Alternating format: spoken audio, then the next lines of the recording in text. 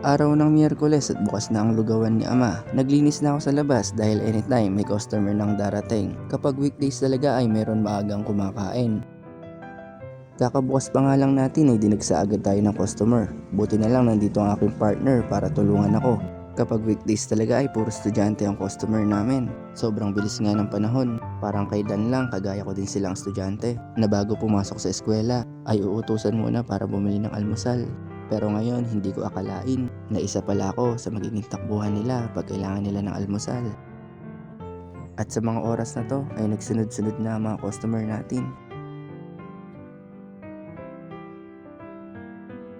Nakakatuwa lang dahil may iba tayong customer na nagliligpit muna bago umalis. Saludo po ako sa inyo, napapagaan niyo po ang trabaho namin.